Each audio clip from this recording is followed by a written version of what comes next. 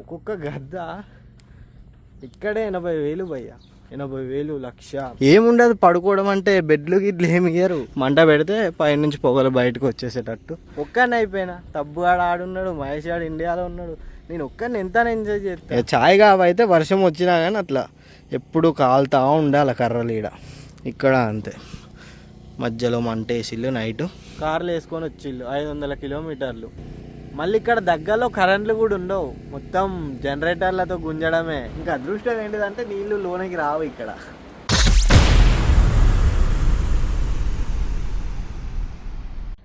పొద్దున్నే 5ంటికి టిఫిన్లు కావాలన్నారు. లేచిన 4ంటికి లేచి టిఫిన్లు అన్నీ రెడీ చేసిన. ఇంకా లెగట్లేరు.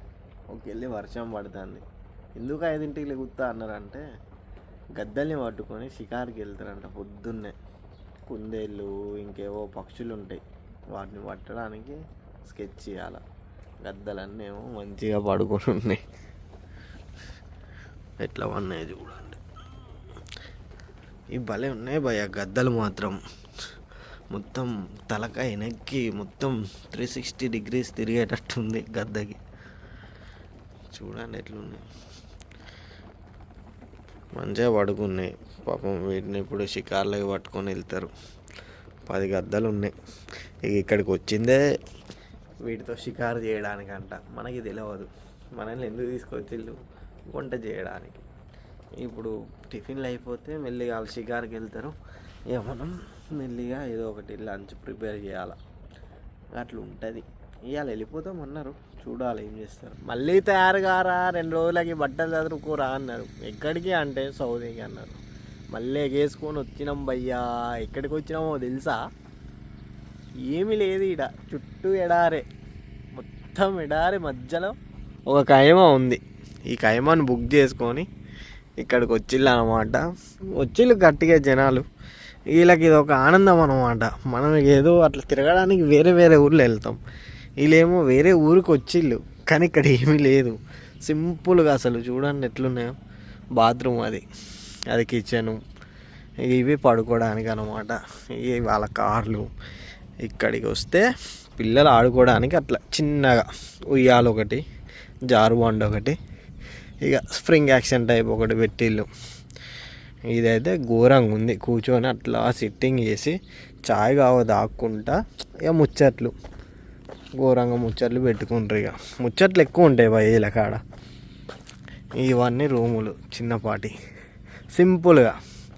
ఇప్పుడు సింపుల్గా వర్షం వచ్చింది కొంచెం, కానీ ఏం ఉండదు. చూసుకోవచ్చు మొత్తం అద్దం అసలు వేరే ఉంది. బాగుంది డెకరేషన్ మాత్రం, అంటే పీస్ఫుల్గా ఉంది, మంచిగా ఎంజాయ్ చేయడానికి.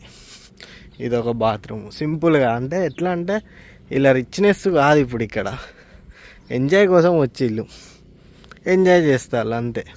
వర్షం పడ్డది, మొత్తం నీళ్ళు. ఇదో చిన్నపాటి ఖైమా అనమాట. దీంట్లో ఏంటిదంటే మధ్యలో మంట పెట్టుకొని, ఇక్కడ మధ్యలో మంట పెట్టి మంచిగా చుట్టూ కూర్చుంటారు. జీప్ చాయ్, జీప్ కావా అంటారు. ఇక మనం తెచ్చియాల.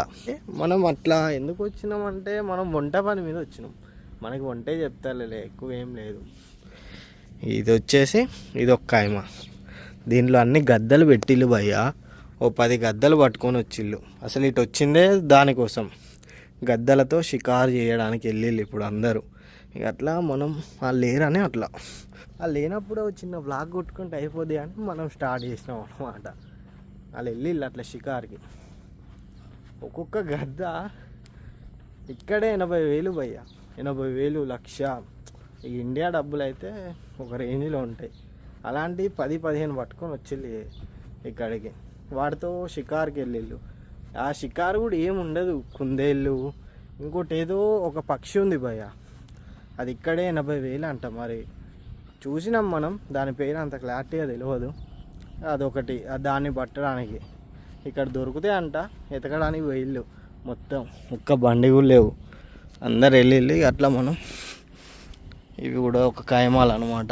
ఇది పడుకోవడానికి, ఇది బాత్రూమ్, అట్లా వాష్ బేస్, ఇది చిన్నపాటి కిచెను, ఇది మనం పడుకుంటాం అనమాట. ఇక్కడ ఏముండదు పడుకోవడం అంటే, బెడ్లు గిడ్లు ఏమి ఇయ్యరు. ఇగో ఇట్లా సింపుల్గా చూపిస్తా లోన. సింపుల్గా ఇట్లా ఇస్తారు అవి, వాటిలో పడుకోవడమే. అది ముచ్చట. ఇట్లా వస్తే ఇదొకటి. ఇక్కడ అంతే, కూర్చొని ముచ్చట్లు పెట్టుకుంటారు లోన. మంట పెడితే పైనుంచి పొగలు బయటకు వచ్చేసేటట్టు సెటిల్మెంట్. అది ఇట్లా ఎంజాయ్ చేయాలి భయ్యా. వాళ్ళతో పాటు మనం కూడా ఎంజాయ్ అవుతుందిలే. కానీ ఒక్కడిని అయిపోయినా, తబ్బుగాడు ఆడున్నాడు, మహేష్ గాడు ఇండియాలో ఉన్నాడు, నేను ఒక్కడిని ఎంత ఎంజాయ్ చేస్తా. మన కాడ ఏమి ఉండదు. ఇక్కడ వర్షం పడ్డది ఇంతసేపు.